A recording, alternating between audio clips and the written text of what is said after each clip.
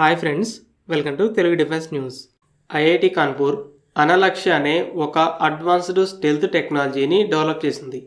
ఇది ఒక meta material based cloaking system అని చెప్తున్నారు. మీటా మెటీరియల్ అంటే కృత్రిమంగా తయారు చేసిన మెటీరియల్, క్లాకింగ్ అంటే కనబడకుండా దాయటం. దీన్ని ఫైటర్ జెట్స్, షిప్స్, ట్యాంక్స్ లాంటి వాటికి అప్లై చేసి వాటిని రెడార్స్ గుర్తించకుండా చేయొచ్చు.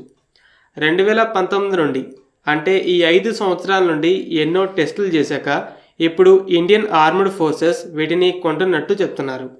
స్టెల్త్ టెక్నాలజీ అంటే తెలిసిందే.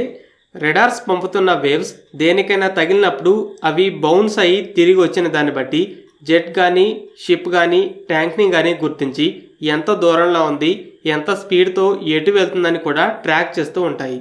అయితే స్టెల్త్ ఎయిర్క్రాఫ్ట్ లేదా షిప్స్లో సర్ఫేస్లని ఫ్లాట్గా కాకుండా యాంగిల్స్లో పెట్టి వేవ్స్ని వేరే దిక్కుకి మార్చడం, అలాగే వేవ్స్లో ఉన్న ఎలక్ట్రోమాగ్నెటిక్ ఎనర్జీని బలహీనపరిచి అవి బౌన్స్ అవ్వకుండా చేయడానికి కృత్రిమంగా తయారు చేసిన మెటీరియల్తో నిర్మించడం చేస్తారు.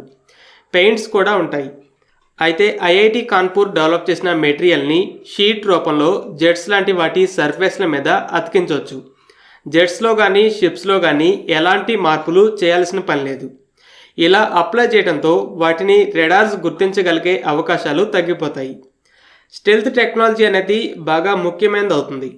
ఎందుకంటే ఇప్పుడున్న రెడార్ టెక్నాలజీ వల్ల జెట్స్, ట్యాంక్స్, వార్షిప్స్ అనేవి శత్రువుల ఎయిర్ స్పేస్, టెరిటరీ, వాటర్స్లోకి చొరబడటం చాలా కష్టమవుతుంది.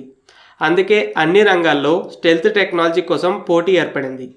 అయితే ఆల్రెడీ ఏవైతే ప్లాట్ఫామ్స్ ఉన్నాయో వాటి స్టెల్త్ సామర్థ్యాన్ని పెంచడానికి ఐఐటి కాన్పూర్ ఈ మెటీరియల్ని డెవలప్ చేసింది. పేరు కూడా దానికి తగ్గట్టే అనలక్ష్య అని పెట్టింది. సాంస్క్రిట్లో దీని అర్థం ఇన్విజిబుల్, అంటే కనబడదు. ఫ్రెండ్స్, ఈ వీడియో మీకు నచ్చినట్లయితే లైక్ చేయండి. అలాగే మరిన్ని ఇంపార్టెంట్ డిఫెన్స్ అప్డేట్స్ కోసం మన ఛానల్ని సబ్స్క్రైబ్ చేసుకోండి.